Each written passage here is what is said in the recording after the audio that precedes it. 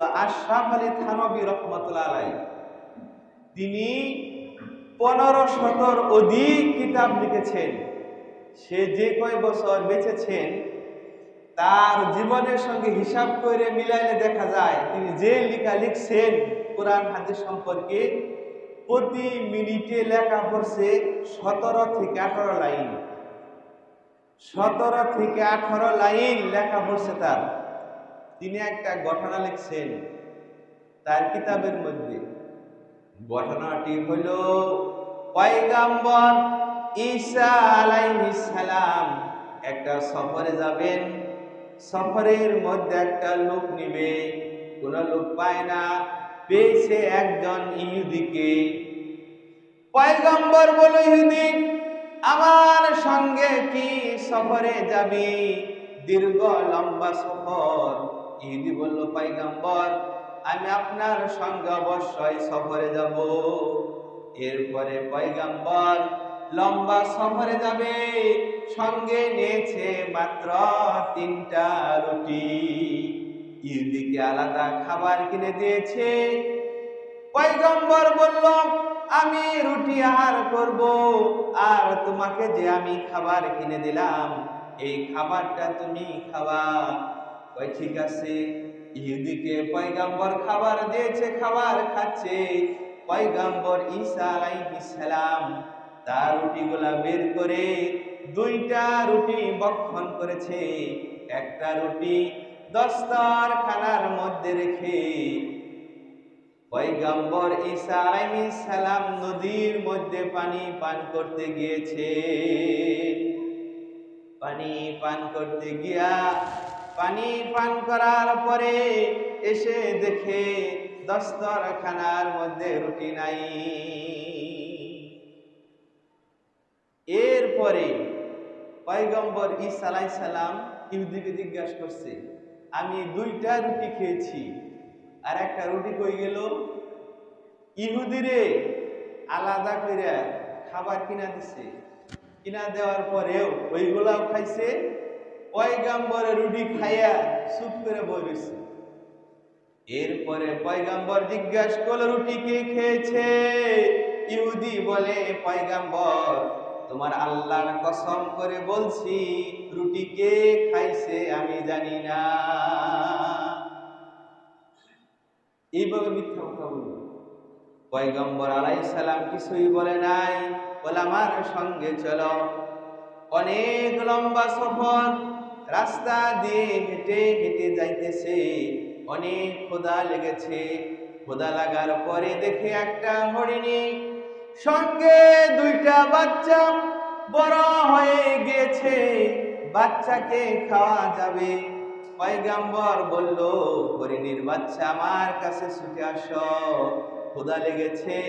পয়গম্বর যখন হরিণীর বাচ্চাকে ডেকেছে, আল্লাহর পয়গম্বরের কথায় হরিণীর বাচ্চা দৌড়িয়ে হযরত ঈসা আলাইহিস সালামের নিকট এসেছে। এরপরে পয়গম্বর বলে, ইহুদিরে হরিণটাকে ধর। পয়গম্বর ঈসা আলাইহিস সালাম আল্লাহু আকবার বলে ওই হরিণের বড় বাচ্চাটাকে জবাই করলো। হরিণ খাওয়া হচ্ছে হালাল। সুন্দর করে পাকাইলো। পাকানোর পরে হরিণের গোশত ভক্ষণ করলো, ইহুদিকেও দিল। এরপরে ভক্ষণ করার পরে একটা বড় হাড়, ওই হাড়কে বলল, আল্লাহ তাআলার কুদরতে ওই হরিণের বাচ্চাটা যেমন ছিল, আল্লাহ তাআলার হুকুমে আবার সেই হরিণের বাচ্চা হয়ে যাও। পয়গম্বরের কথায় ওই হাড় থেকে আবার হরিণের বাচ্চা হয়ে হরিণের কাছে দৌড়ে ছুটে চলে গেল। পয়গম্বর ঈসা বলল যে আল্লাহ তাআলার হুকুমে ওই হাড্ডি থেকে আবার হরিণে পরিণত হলো। সে মহান আল্লাহ তাআলার কসম যে বলছি, ইহুদিরে আমি 2টা রুটি খেয়ে যে একটা রুটি দস্তরখানার মধ্যে রেখে গিয়েছিলাম, তুমি বলো ওই রুটিটা কে খেয়েছে? ইহুদি আবার আল্লাহর কসম করে বলছি পয়গম্বর, তোমার রবের কসম করে বলছি আমি ওই রুটি খাই নাই। নাউজুবিল্লাহ করেন। ইহুদিরা কত নিকৃষ্ট, একটা রুটির জন্য এইভাবে কসম খেতেছে। এরপরেও পয়গম্বর কিছুই বলল না, বলল আমার সঙ্গে চলো।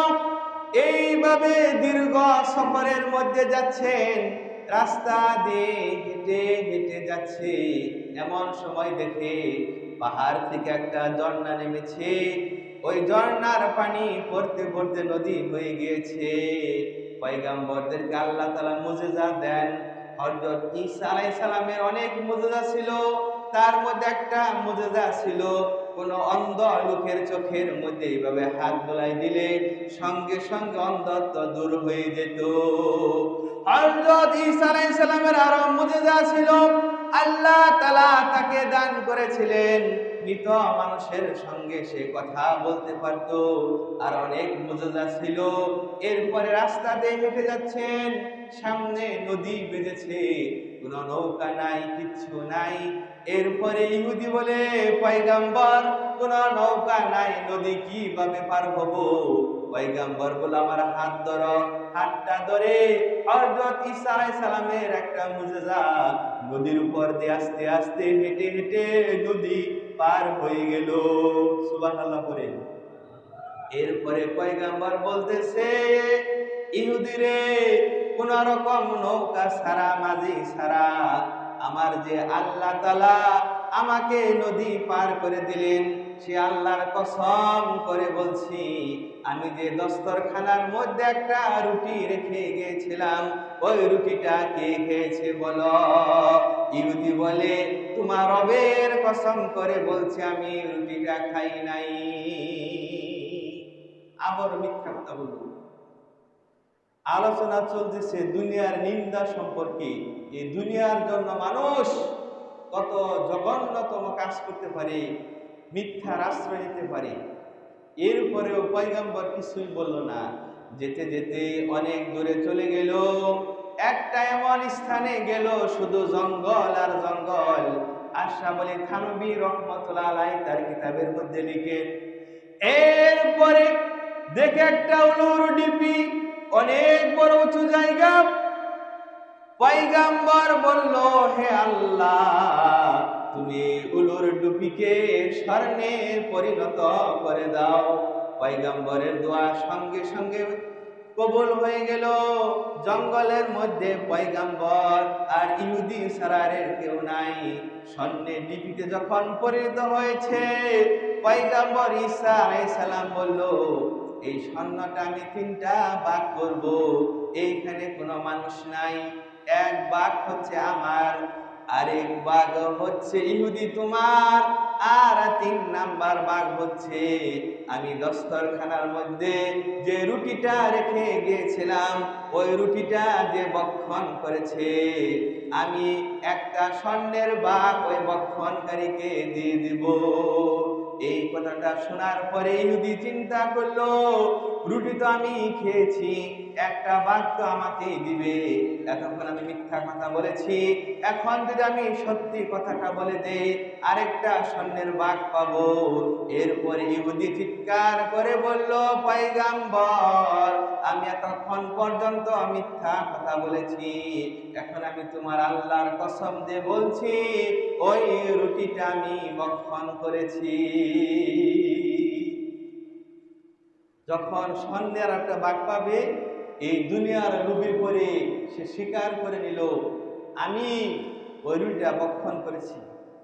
এরপরে পয়গম্বর ঈসা আলাইহিস সালাম ইহুদিকে সব স্বর্ণের স্তূপ দিয়া সেইখান থেকে চলে গেল। তোমাকে সব দিয়ে দিলাম, তুমি যখন এই নিকৃষ্ট দুনিয়ার জন্য তো মিথ্যা কথা বলতে পারো, এই দুনিয়া চাও, তোমাকে সব স্বর্ণ দিয়ে দিলাম, আমি চলে গেলাম। ইহুদি ওই গভীর জঙ্গলের মধ্যে স্বর্ণ পেয়ে অট্ট হাসি দেয়, স্বর্ণের দিকে তাকায়, আবার রাস্তার মধ্যে শুয়ে পড়ে, আবার ঘুম থেকে উঠে আবার স্বর্ণ দেখে আর মুস্কি মুস্কি হাসে। কিছুক্ষণ পরে গভীর জঙ্গল দিয়া, গহীন বন দিয়া 2টা ডাকাত যাইতেছে। ডাকাত শুনতে বলে একটা মানুষের কণ্ঠ, মানুষের কণ্ঠ পেয়ে ওইখানে গেল, গিয়ে দেখে একটা স্বর্ণের ডিলা, স্বর্ণের স্তূপ পড়ে রয়েছে। দুইটা ডাকাত দল মিলে বুদ্ধি করলো, এই লোকটাকে মেরে আমরা এই স্বর্ণের স্তূপটা নিয়ে যাব। এই বুদ্ধি করে যখন ইহুদির কাছে গেছে, ইহুদি খুব চালাক, আমাকে যদি মেরে তোমরা স্বর্ণ নিতে চাও, মারামারি বাজবে, তোমরাও মরতে পারো, আমিও মরতে পারি, আসো ঝগড়া বিবাদ না করে এই স্বর্ণ স্তূপটা তিনটা ভাগ করে আমরা তিনজনে নেই। ইহুদি মনে মনে বুদ্ধি খাটাইতেছে। ইহুদির তো খুব চালাক, খালি মুসলমানদেরকে মারার বন্দি করে বুদ্ধি খাটাইছে।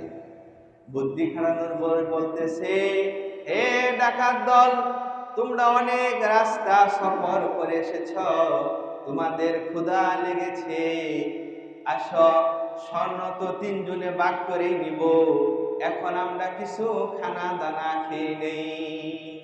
দুইটা ডাকাত বলল, ঠিকই তো, ক্ষুধা লেগেছে, তুমি বাজার থেকে খাবার নিয়ে আসো। ইহুদি বলল, তোমরা বসে থাকো, আমরা বাজার থেকে টাটকা খাবার আমি কিনে নিয়ে আসি, তোমরা বসে থাকো। ইহুদি বাজারে গেল। বাজারে যাওয়ার সময় মনে মনে চিন্তা করতেছে, আমি যে খাদ্য দ্রব্যটা কিনবো, এরপরে বাজার থেকে 1 নাম্বার বিষ কিনবো, বিষ কিনা খাবারের মধ্যে মিশ্রিত করব, এরপরে আমি ওই ডাকাত দলকে খাওয়াইয়া মাইরা এরপরে স্বর্ণ নিয়ে বাড়িতে চলে যাব। এই বন্ধুরা বাজারে গিয়া খাবার কিনছে, খাবার কিনা 1 নাম্বার টাটকা বিষ খাবার মধ্যে মিশাইছে। দুনিয়ার জন্য মানুষ কি করে? পাওয়ার জন্য মিশানোর পর রাস্তা যাইতেছে, কিন্তু দুইটা ডাকাত দল বলতেছে, ভাই আমরা সারা জীবন একসঙ্গে ডাকাতি করেছি, আমরা হচ্ছে জিগারের দোস্ত, কলিজার দোস্ত। ইহুদি আসার সঙ্গে সঙ্গে আমরা ইহুদিকে মেরে ফেলবো, মেরে ফেলার পরে এই স্বর্ণের ডিপিটা 2 ভাগ করে আমরা 2 ভাইয়ে এখান থেকে নিয়ে যাব। তারাই বুদ্ধি করছে। ইহুদি খাবার নিয়ে আসার সঙ্গে সঙ্গে একবারে সিংহ শাবকের মতো ইহুদির উপর ঝাঁপাই পড়ছে। ঝাঁপাইয়া কইরা ইহুদিকে একদম হত্যা করে ফেলেছে। হত্যা করার ফলে তারা 2 ডাকাত চিন্তা করতেছে, ইহুদি এত কষ্ট করে আমাদের জন্য খাবার নিয়ে আসছে, টাটকা খাবার, স্বর্ণ তো ভাগ করবই, আসো আমরা 2 ভাই মিলে খাবারটা খেয়ে নেই। কিন্তু ওই 2 ডাকাত ইহুদিকে হত্যা করার পরে জানে না খাবারের মধ্যে বিষ মিশ্রিত রয়েছে। দুনিয়ার লোভে পড়ে, স্বর্ণের স্তূপের লোভে পড়ে 2 ডাকাত পেট ভরে খাবারটা খেয়ে নিল। খাবারটা যখন খেলো, খাবার খাওয়ার সঙ্গে সঙ্গে বিষকে আক্রান্ত হয়ে ডাকাত দুটো মারা গেল। স্বর্ণের স্তূপ করে রইল। 3টা দুনিয়াকে পাওয়ার জন্য যে লোভ করলো ইহুদি আর 2টা ডাকাত দল ওই গহীন জঙ্গলের মধ্যে পড়ে লাশগুলা পচে দুর্গন্ধ ছড়িয়ে পড়ল। অনেকদিন পরে পয়গাম্বর ঈসা আলাইহিস সালাম অনেক বছর পরে ওই রাস্তা দিয়ে যাইতেছিলেন, দেখেন ওই স্বর্ণের স্তূপ পড়ে রয়েছে, পাশে ইহুদির লাশ গলে পড়ে রয়েছে, 2টা ডাকাতের লাশ পড়ে রয়েছে। হাদিসের মধ্যে এসেছে, এরপরে পয়গাম্বর ঈসা আলাইহিস সালাম ডেকে বলেছে, দুনিয়ার মানুষ শিক্ষা নাও, এই দুনিয়ার লোভে পড়ে অনেক মানুষ পচে গলে গিয়েছে, দুনিয়ার পিছনে পড়ে তাদের জীবনকে নষ্ট করেছে। এজন্য মুসলমানের জীবন হচ্ছে পরকালের জীবন, দুনিয়ার জীবনকে অগ্রাধিকার দিও না। সূরাতুন নাজিয়াতের 37, 38 এবং 39 নম্বর আয়াতের মধ্যে আল্লাহ পাক বলেন, ফাআম্মা মান তাগা ওয়া আসারাল হায়াতাদ দুনিয়া ফাইন্নাল জাহিমা হিয়াল মাওয়া। যে ব্যক্তি সীমা লঙ্ঘন করেছে এবং দুনিয়ার জীবনকে অগ্রাধিকার দিয়েছে, তার ঠিকানা হবে নিকৃষ্ট জাহান্নাম।